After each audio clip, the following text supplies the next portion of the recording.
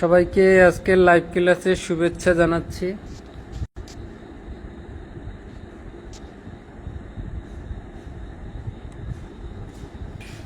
সবাই ক্লাসে প্রবেশ করেন।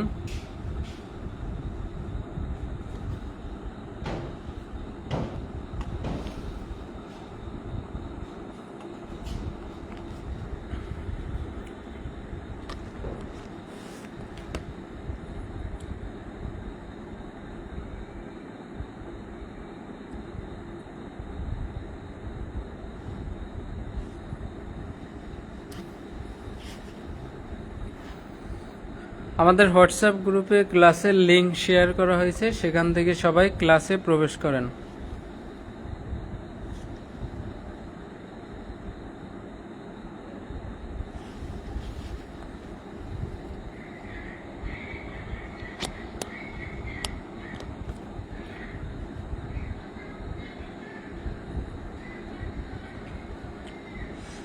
আমাদের পরীক্ষার সময় খুবই কম। আমরা আর পড়ালেখায় কোনো দেরি করব না, কোনো প্রকার অজুহাত দিব না। পরীক্ষাটা যখন হয়ে যাবে, শেষ হয়ে যাবে, তারপর আপনি যত খুশি ছুটি কাটান, ঘোরেন, আনন্দ করেন, মোবাইল ব্যবহার করেন, নোবডি ডিস্টার্ব ইউ।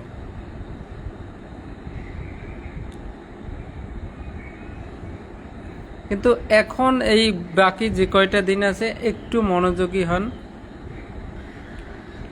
আপনার এই 3 মাস, এই 3টা মাস বা 90 দিন আপনার বাকি জীবনের দিনগুলো কেমন কাটবে সেটা নির্ধারণ করে দিতে পারে।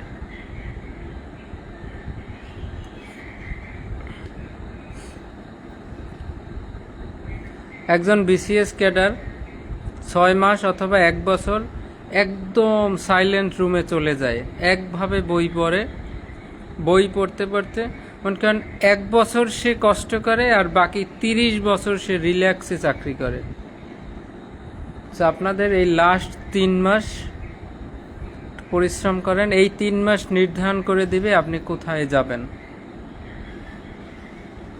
অন্য কেউ পারলে আপনিও পারবেন। Thank you so much. গত ক্লাসে আমরা পিআরবি 250 হইচই বিজ্ঞপ্তি, শোরগোল নোটিশ, চিৎকার নোটিশ, হিউ অ্যান্ড ক্রাই, প্রত্যেককে এখন এমসিকিউর মতো প্রশ্ন করা হবে। প্রশ্ন পাওয়া মাত্র অ্যান্সার করবেন। হইচই বিজ্ঞপ্তি, হইচই বিজ্ঞপ্তিটা কি? কারণ বড় ধরনের চোরাই মাল, ডাকাতির মাল, বড় ধরনের পেশাগত, বড় ধরনের মাদক পাচারকারী, হাজত থেকে পলাতক বড় ধরনের অপরাধীকে গ্রেপ্তার করার জন্য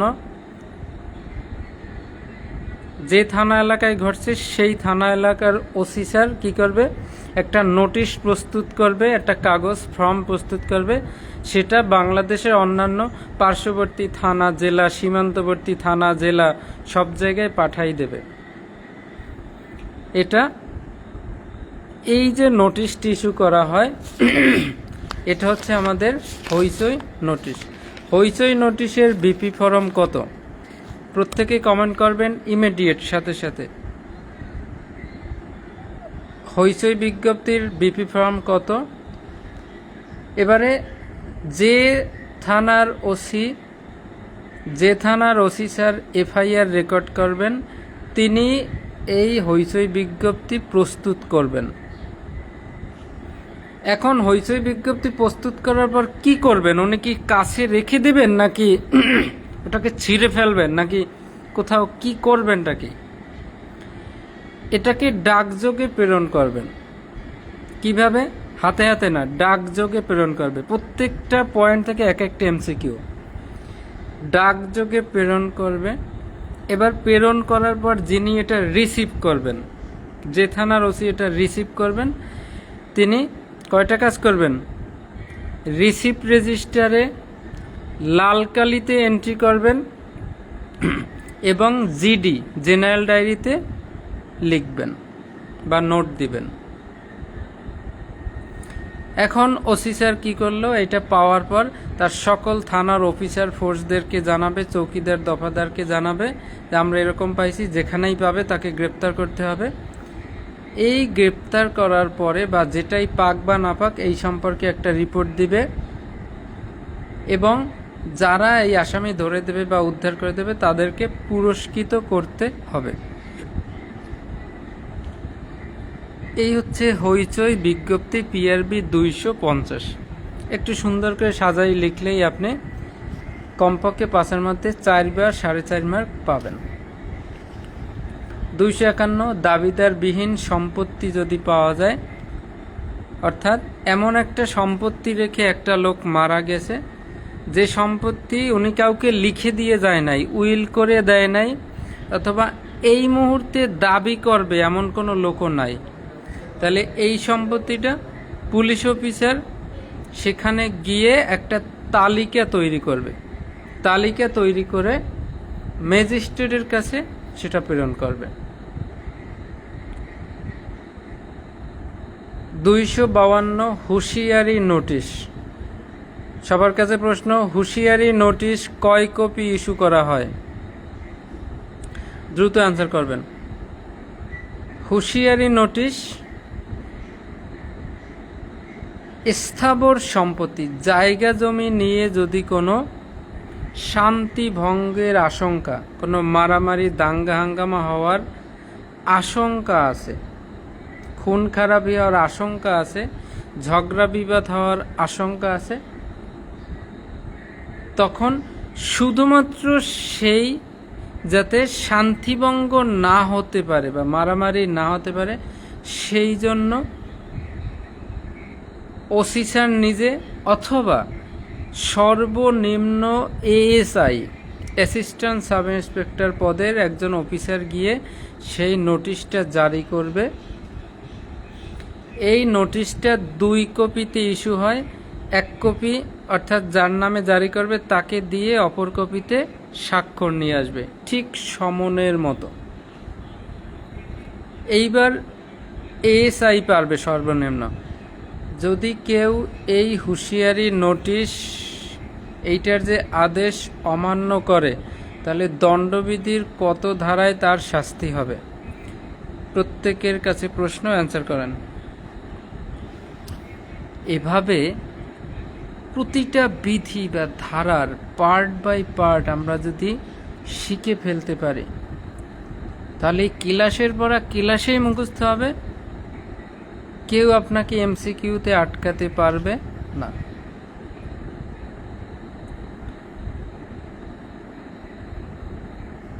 তাহলে 252 গেল। এরপরে 253 ছিল জাল নোট। যার কাছে জাল নোট পাওয়া যাবে তাকে 54 ধারা অনুযায়ী বিনা পাওনায় গ্রেপ্তার করতে হবে, তারপরে এটা CIDর কাছে পাঠাতে হবে। এই সেই 254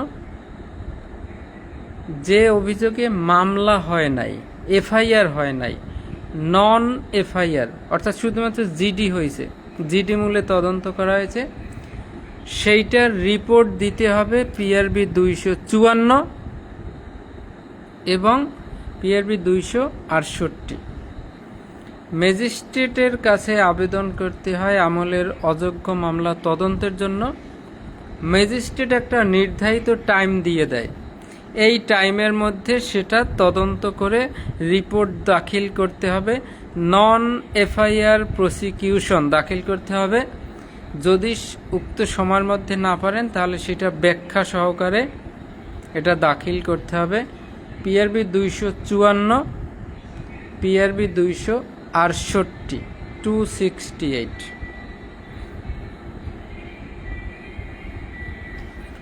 PRB 255 একটু গুরুত্বপূর্ণ,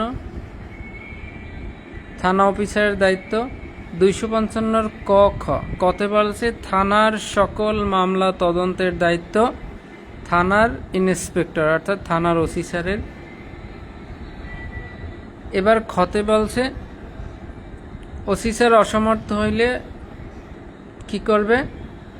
সাব ইন্সপেক্টর SI এর নিচে কাউকে মামলা তদন্ত করতে দেওয়া যাবে না, তবে পিআরবি 207-এর গ অনুযায়ী যখন এএসআই অ্যাসিস্ট্যান্ট সাব ইন্সপেক্টর যখন থানার ওসি হিসাবে দায়িত্ব থাকবে, তখন শুধুমাত্র এই এএসআইকে মামলা তদন্তের দায়িত্ব দেওয়া যেতে পারে, যাবেই এরকম না, কিন্তু দেওয়া যেতে পারে, মে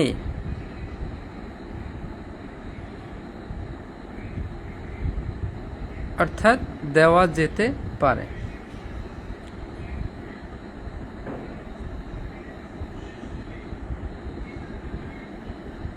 এখন সবার কাছে প্রশ্ন, মামলা রুজু করার দায়িত্ব কার? কার এবং পিআরবি কততে আছে সবাই কমেন্ট করেন। এএসআই কি মামলা তদন্তকারী কর্মকর্তা হতে পারে, বা এএসআই কি মামলা তদন্ত করতে পারে?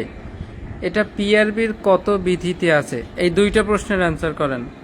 মামলা রুজুর দায়িত্ব কার, কত ধারায়, কত পিআরবিতে আছে, আর এএসআই কি তদন্ত করতে পারে, এটা কত পিআরবিতে আছে? দুইটা সবাই একসাথে লেখেন।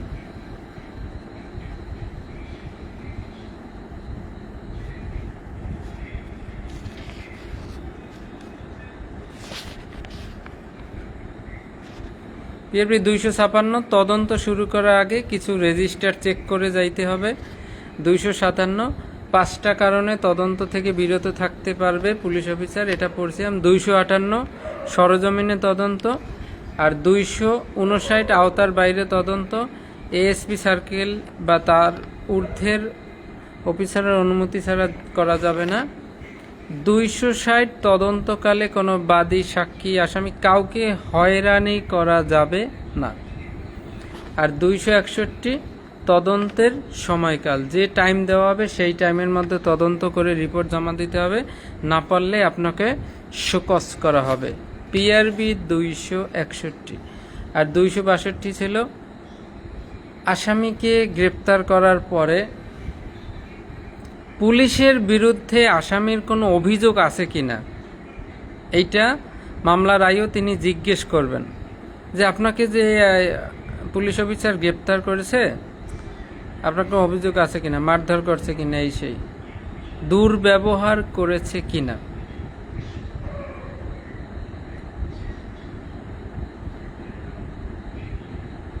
এর প্রত্যেকে ওই দুইটা প্রিন্স হৃদয়, ওই দুইটা এমসিকিউ যে দিলাম, এটা অ্যান্সার করো। তোমরা পারবা না আমি জানি।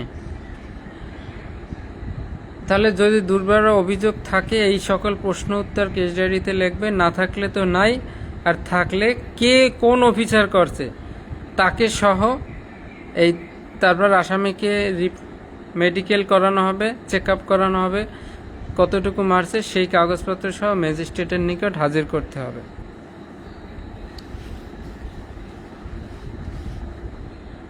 আমি বলছি, মামলা রুজু করার দায়িত্ব কার? এফআইআর রেকর্ড করার দায়িত্ব কার? আর এএসআই কি মামলা তদন্ত করতে পারে? যদি পারে সেটা কোন পিআরবিতে পারে? শুভ্র দাদা লিখছে ওসি স্যার পারে 201। 201 কি মামলা রুজু করা যায়? 243-এর কোলস ক আমরা পড়ছিলাম, থানার ওসি বিপি ফর্ম 27 মূলে মামলা রেকর্ড করতে হবে। 243 কোলস ক। এই ধ্রুবরাজ দাদা কি হচ্ছে আপনাদের? কালকে যে আমি যে পড়াইলাম 4টা প্রশ্ন, মামলা রেকর্ড করার দায়িত্ব কার? থানার ওসি, 243-এর ক। মামলা তদন্ত করার দায়িত্ব কার? থানার ওসি, 255-র ক। এএসআই কি থানার ওসি হতে পারে? হ্যাঁ, 207-এর গ হতে পারে। এএসআই কি মামলা তদন্ত করতে পারে? হ্যাঁ, 255-র খ, এএসআই মামলা তদন্ত করতে পারে। এখন আপনি কোন ডৌয়াটা লিখলেন? মামলা রেকর্ড করার দায়িত্ব থানার ওসি স্যারের। পিআরবি 243-এর ক্লোজ ক। এএসআই মামলা তদন্ত করতে পারে পিআরবি 255-র খ। হুঁশ রাখেন, এইটুকু নলেজে কিন্তু হবে না, আমি বারবার বলতেছি। প্লিজ আপনাদের আরও স্পিড বাড়াতে হবে, আপনাদের আরও মনোযোগী হতে হবে। আপনারা এই যে কালকে আমি সুন্দর সুন্দর 4টা প্রশ্ন লেখাইলাম, একটু যদি নোট করে রাখতেন, একটা খাতা, একটা রাফ খাতা, একটা কলম রাখবেন, যে বিধিটা থেকে, যে ধারাটা থেকে গুরুত্বপূর্ণ একটু কথা বলা হয় ওইটা আস্তে টুক করে রাখবেন, তাহলে কি আপনার দেখলেই মনে পড়বে। আপনারা কি ওই যে খাতা কলম ছাড়া এই যে কিছু লেখেন না বা কোনো গুরুত্বপূর্ণ জিনিস লিখে রাখেন না? আপনি কি এত এত ব্রেন আপনার, যা যা বলবো সব মনে থাকবে? বিষয়টা এত সহজ না। প্লিজ নর্মাল কোশ্চেনগুলি অ্যান্সার করতে পারেন না। সো তারপরেও থ্যাংক ইউ সো মাচ। আপনাদের মধ্যে সেই প্রতিভা আছে, আমি বিশ্বাস করি এখনও সম্ভব যদি আপনারা পড়েন, আরও মনোযোগী হন। প্রত্যেকে লাইভ ক্লাস করার সময় একটা রাফ খাতা রাখেন আর এরকম একটা কলম রাখেন, গুরুত্বপূর্ণ বিষয় জাস্ট লিখে রাখেন। হঠাৎ পিআরবি 250 পড়তেছেন, হইচই বিজ্ঞপ্তি, খালি লিখবেন বিপি ফরম কত 28 লিখে রাখলেন, হইচই বিজ্ঞপ্তির বিপি ফর্ম 28 শেষ। 252 লিখতেছেন হুঁশিয়ারি নোটিশ, আস্তে একটু নোট করে রাখলেন, 252 সামনে লিখলেন হুঁশিয়ারি নোটিশ 2 কপি ইস্যু করা হয়। পরে যখন খাতাটা দেখবেন মনে পড়বে। আজকে আমরা নতুন কিছু ইম্পর্টেন্ট পিআরবি পড়ব, কেস ডায়েরি সম্পর্কিত। পিআরবি 263 কেস ডায়েরি কাকে বলে? 264 কেস ডায়েরি লেখার নিয়ম। কেস ডায়েরি কে লিখতে পারবে, ভিতরে কি লিখতে হবে, কিভাবে লিখতে হবে, কোন দিন কোন সময় লিখতে হবে, কোথায় জমা দিতে হবে, কি কি উল্লেখ করতে হবে, এটা আমাদের একটু জানা দরকার। এখন ফৌজদারি কার্যবিধির 172 পড়েছিলাম, সেখানে কেস ডায়েরির সংজ্ঞা ছিল, সেম সংজ্ঞা পিআরবি 263। কেস ডায়েরি কি আসলে?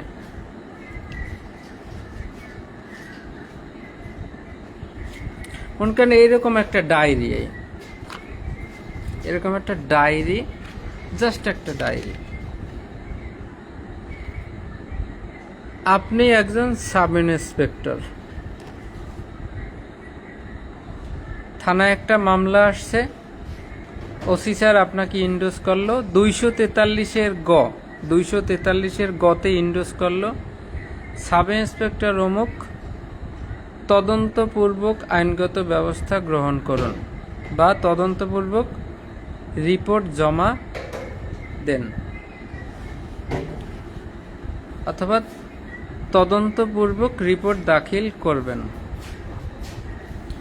এই মামলাটার দায়িত্ব যখন পাইলেন, ঠিক যখন পাইলেন ওই তখন থেকে একটা কেস ডায়েরি আপনার রেডি, মানে লেখা শুরু হয়ে যাইতে হবে একদম প্রথম পাতা থেকে। এই যখনই পাইলেন মামলাটার দায়িত্ব, সাথে সাথে একটা কেস, একটা ডায়েরি, আপনার নতুন করে একটা ডায়েরি লিখতে হবে এই কেসটার জন্য, এই মামলাটা তদন্ত করার জন্য। এই মামলাটার শুরু থেকে একদম শেষ পর্যন্ত 173-এর চার্জশিট অথবা ফাইনাল রিপোর্ট যেটাই দেন, এই রিপোর্ট দেওয়া পর্যন্ত আপনার এই কেস ডায়েরিটা লিখতে হবে। আপনি প্রতিদিন কি কি করছেন, আজকে মামলার দায়িত্ব পাইছেন, এইটা আজকের এই পাতায় লিখবেন, কালকে 2 জন সাক্ষী ডাকছেন, এই পাতায় লিখবেন, কালকে অমুক জায়গায় তল্লাশি করে এই পাইছেন, লিখবেন, কালকে 2 জন আসামিকে জামিন দেওয়া হয়েছে, লিখবেন, কালকে শ্বশুর বাড়িতে যাইয়া আম এবং কাঁঠাল খাইছেন সেটা লিখবেন। তারপরে করতে করতে শেষে চার্জশিট অথবা ফাইনাল রিপোর্ট দিয়েছেন সেইটা লিখবেন। এই একটা গুরুত্বপূর্ণ কেস ডায়েরি হয়ে গেল। এইটা হেফাজত করার দায়িত্ব আপনার। 6 জন ব্যক্তি দেখতে পারবে PRB 68-তে। এটা আপিল সহ চূড়ান্তভাবে নিষ্পত্তি না হওয়া পর্যন্ত গুরুত্বপূর্ণ বা গোপনীয় দলিল হিসাবে সংরক্ষিত থাকবে। তারপর মামলা যখন কোর্টে উঠবে, কোর্ট অফিসারের কাছে মূল কপি দিবেন। কোর্ট অফিসার আবার মামলা একদম চূড়ান্তভাবে শেষ হওয়ার পরে আপনার কাছে এই কেস ডায়েরি ফেরত দেবেন। এই তো কেস ডায়েরি। আর পড়াইলাম না। তাহলে একটু কমন সেন্স দিয়ে বোঝার চেষ্টা করবেন, মনোযোগ দিয়ে শুনবেন। প্রমোশন দরকার হয় আমরা আগামী বছর পাবো, আগামী বছর আবার পরীক্ষা দেব, কিন্তু আমরা যেটা শিখব ওইটা এমনভাবে শিখব যে সেকেন্ড টাইম যেন আর আমাদের বক বক করতে না হয়, এক চান্সে আমরা ধরতে পারি। মামলার তদন্তকারী কর্মকর্তা একটি মামলা তদন্তকালে তার প্রতিদিনের তদন্তের ধারা বিবরণী, অর্থাৎ প্রতিদিন তিনি কি কি করেন সেইটা নির্ধারিত বিধিবিধান 38 মূলে যে ডায়েরিতে লিপিবদ্ধ করেন বা লিখে রাখেন তাকে কেস ডায়েরি বলে। মামলার আয়ু তার মামলার তদন্তকালে প্রতিদিন তিনি যা যা করেন সব যে ডায়েরিতে লিখে রাখেন সেটা হচ্ছে কেস ডায়েরি। প্রিন্স হৃদয় কমেন্ট করো পেজ কেস ডায়েরির বিপি ফরম 38। সংজ্ঞা লিখে ফৌজদারি 172, PRB 263, 264 আর 68-তে হচ্ছে কেস ডায়েরির হেফাজত। মনে আছে কেস ডায়েরি 6 জন ব্যক্তি দেখতে পারে। তদন্তকারী কর্মকর্তা, ওসি স্যারের উপরের, তারপরে হচ্ছে কোর্ট অফিসার, তারপরে SP অফিসের কেরানি আর SP স্যার, যাকে SP স্যার কর্তৃক ক্ষমতাপ্রাপ্ত যে কেউ, এই 6 ব্যক্তি। এভাবে মুখস্থ থাকতে হবে। তাহলে হচ্ছে কেস ডায়েরির সংজ্ঞা।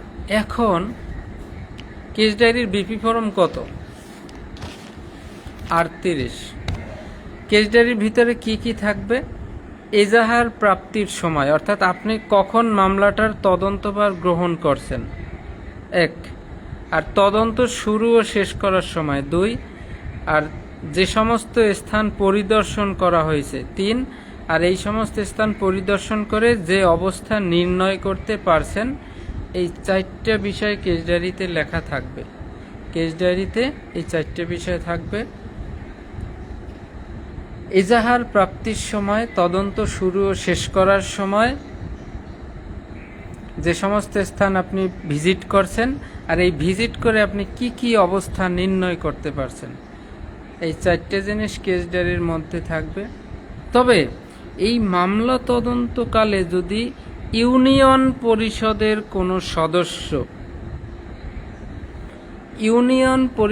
কোনো সদস্য যদি কোনো গোপনীয় তথ্য দেয়, তাহলে সেটা কেস ডায়েরিতে লিখবেন, তবে তার নাম লেখা যাবে না। উনি যে গোপন তথ্যটা দিছে সেইটুকু লিখবেন কেস ডায়েরিতে, কিন্তু তার নাম লেখা যাবে না যে অমুকে এই তথ্য দিয়েছে। এসে 263। এবার আমরা শিখব কেস ডায়েরি লেখার নিয়ম। 264 অনেকগুলো পয়েন্ট আছে। প্রথমে হচ্ছে কেস ডায়েরি তদন্তে অগ্রসর বা তদন্ত শুরু হওয়ার সাথে সাথে লিখতে হবে, দিনের শেষে না। আপনি সকালে তদন্তের কাজ শুরু করছেন, ওই সকালেই লেখা হবে।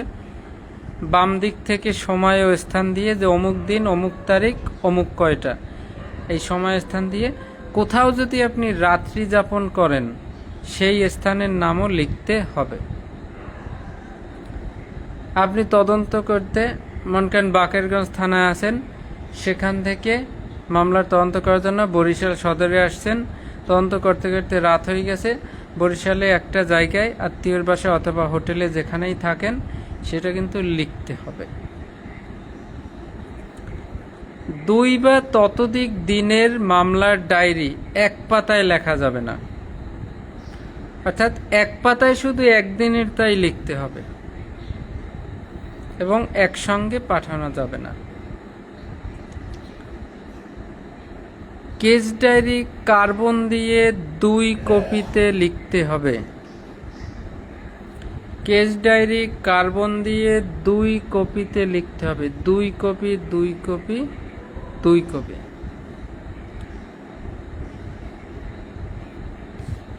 এখন আপনি যদি কোথাও তল্লাশি করেন বা সাক্ষীদের জবানবন্দি নেন, এই সকল কিছু বা কোনো সম্পত্তি আটক করেন তল্লাশি করে, এইটার একটা তালিকা সার্কেল অফিসে আপনার জমা দিতে হবে।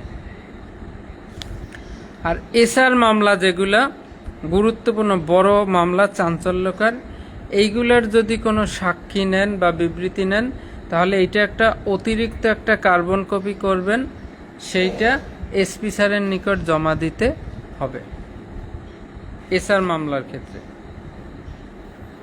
কেস ডায়েরি যখন লেখা শেষ হয়ে যাবে তখন আপনি কোর্ট অফিসারের কাছে, কোর্টে যে থাকে কোর্ট অফিসারের কাছে মূল কপি পাঠাইতে হবে।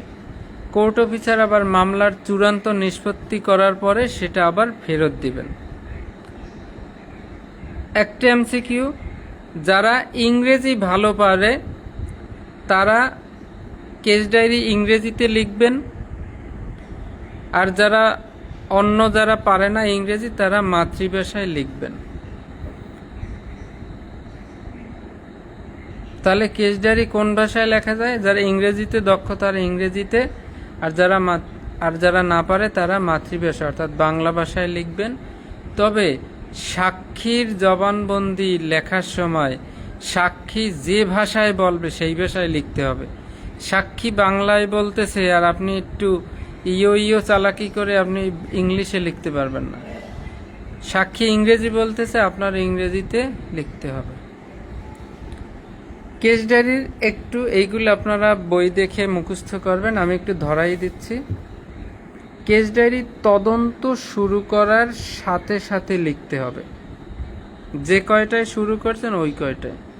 দিনের শেষে লেখা যাবে না, বাম দিক দিয়ে স্টার্ট করতে হবে, সময় তারিখ দিয়ে। কোথাও রাত্রি যাপন করলে সেই স্থানের নাম লিখতে হবে। 2 বা ততোধিক দিনের, অর্থাৎ 2 দিন বা তার বেশি দিনের যে মামলার ডায়েরি বা বিষয়বস্তু আপনি এক পাতায় লেখা যাবে না, এক পাতায় শুধু একদিনের তা, এবং একসঙ্গে পাঠানো যাবে না। কার্বন দিয়ে 2 কপিতে লিখতে হবে। কোনো সাক্ষী নিলে, বিবৃতি নিলে অথবা তল্লাশি করে মালামাল আটক করলে তার একটি তালিকা সার্কেল অফিসে প্রেরণ করতে হবে। আর এসআর মামলার ক্ষেত্রে অতিরিক্ত কার্বন কপি তৈরি করে এসপির নিকট পাঠাতে হবে। কেস ডায়েরি লেখার পরে বা মামলা তদন্তের প্রতিবেদন জমা দেওয়ার পরে যখন দরকার হবে তখন এই কেস ডায়েরি কোর্ট অফিসারের কাছে মূল কপি দিতে হবে।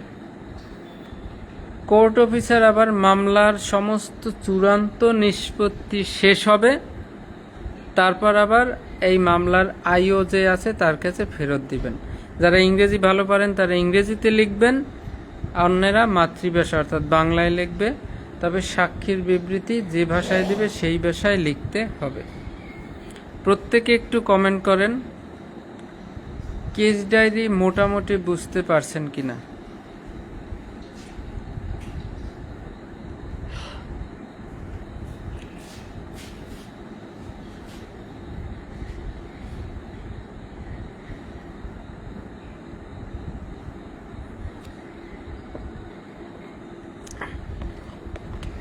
আমরা সাক্ষ্য আইনের 32-1 পড়েছিলাম, ডাইং ডিক্লারেশন। মৃত্যুকালীন জবানবন্দি। মৃত্যুর সময় যদি কেউ তার মৃত্যুর কারণ সম্পর্কে কোনো জবানবন্দি দিয়ে যায়, সেইটা মৃত্যুকালীন জবানবন্দি, এটা তার অনুপস্থিতিতে সাক্ষ্য হিসেবে গ্রহণযোগ্য হবে। পিআরবি 266 মৃত্যুকালীন জবানবন্দি লেখার নিয়ম। এখানে বলছে লেখার সময় মানে সবচেয়ে ভালো হয় যদি একজন সাক্ষীর উপস্থিতিতে লেখা যায়। সাক্ষীর উপস্থিতিতে একটা লোক এমনভাবে অ্যাক্সিডেন্ট করছে প্রায় মরে যাবে অথবা গুরুতর আঘাত পাইছে অথবা অন্তিম মৃত্যুর সম্মুখীন, অর্থাৎ শীঘ্রই সে মারা যাবে, এরকম একটা লোক হাসপাতালে ভর্তি আছে। এরকম অবস্থা দেখলে তখন তদন্তকারী অফিসার মেডিকেল অফিসারকে সতর্ক করে রাখবেন, বলে রাখবেন যে এই ডাক্তার সাহেব আপনি একটু খেয়াল রাখেন, কিন্তু যে কোনো সময় মারা যাইতে পারে, আপনি সুবিধা মতো মারা যাওয়ার আগে যে কোনো সময় কোনো ম্যাজিস্ট্রেটকে দিয়ে এর ওই যে বিবৃতিটা লেখাইয়ে নিয়েন। অর্থাৎ এর মরার আগে কোনো কিছু যদি বলার থাকে সেটা ম্যাজিস্ট্রেট কর্তৃক এইটা লেখাই রাখে যেন, সেই জন্য তদন্তকারী কর্মকর্তা কি করবে, মেডিকেল অফিসারকে সতর্ক করে দিবেন। তাহলে মৃত্যুকালীন জবানবন্দি লিপিবদ্ধ করার সময় সবচেয়ে ভালো হয় একজন সাক্ষীর উপস্থিতিতে।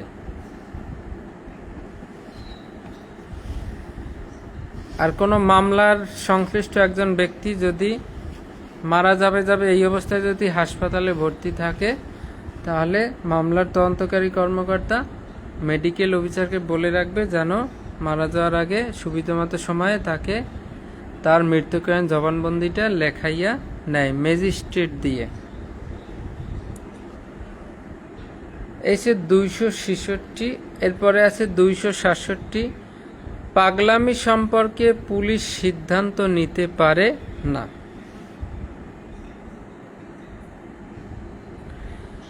আপনি একজন এসআই, মামলা তদন্তকারী, আপনি একটা মামলা তদন্ত করতেছেন।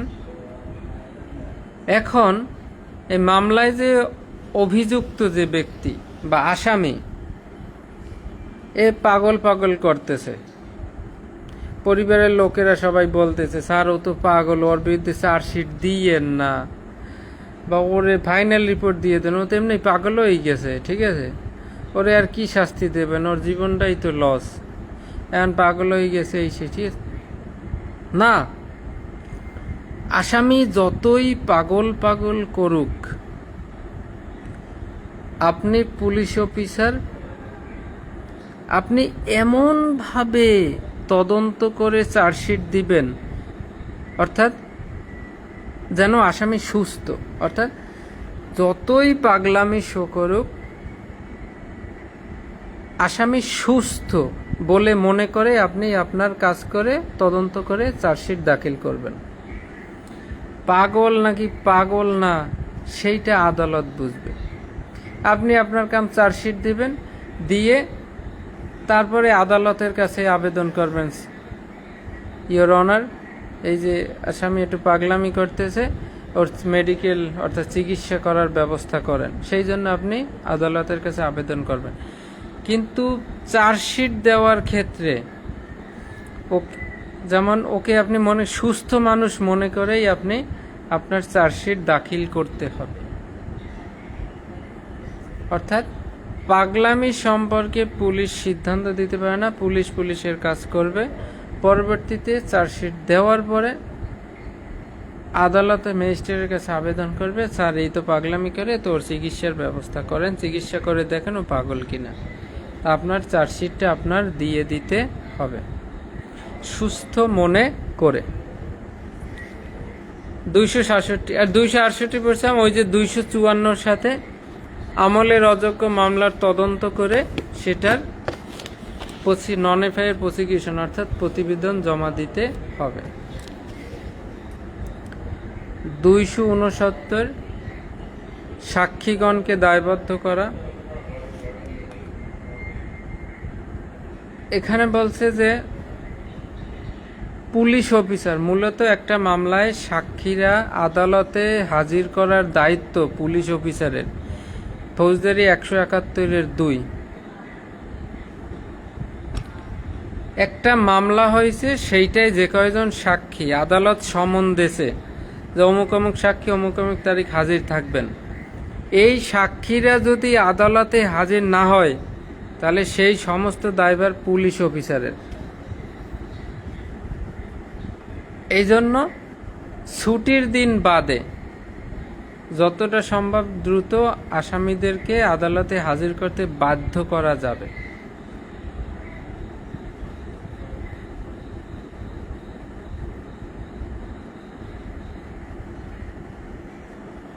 আর আপনি যদি চার্জশিট তদন্ত করছেন, চার্জশিট লিখছেন, অর্থাৎ অভিযোগপত্র লিখছেন, লিখে আপনার অভিযোগপত্রটা কোর্ট অফিসারের কাছে এমনভাবে দিতে হবে, অর্থাৎ কালকে মামলা কোর্টে উঠবে তার আগের দিন দিতে হবে, যাতে কোর্ট অফিসার আরামসে মামলাটা কোর্টে উঠাতে পারে।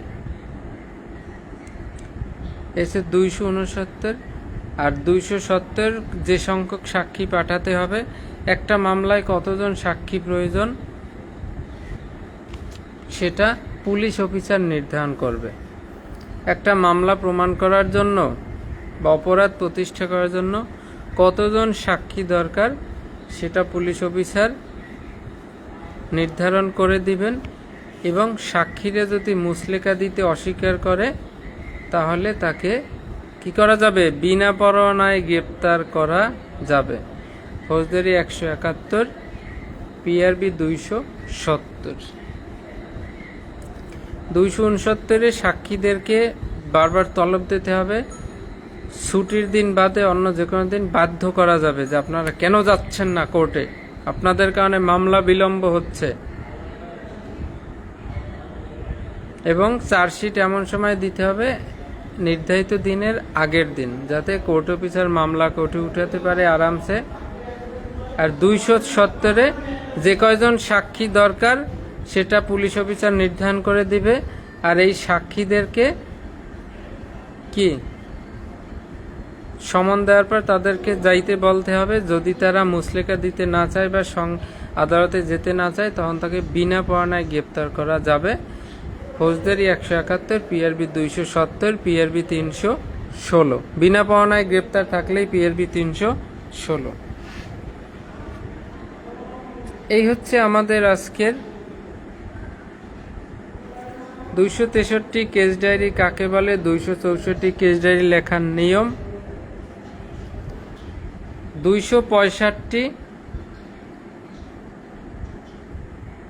ফৌজদারি 161 অনুযায়ী পুলিশ অফিসার যে বিবৃতি অর্থাৎ সাক্ষীর যে জবানবন্দি বা বিবৃতি গ্রহণ করে, পুলিশ অফিসার যে সাক্ষীর সাক্ষ্য গ্রহণ করে ফৌজদারি 161-তে, সেইটা বলা হয়েছে PRB 265। ফৌজদারি 161, PRB 265।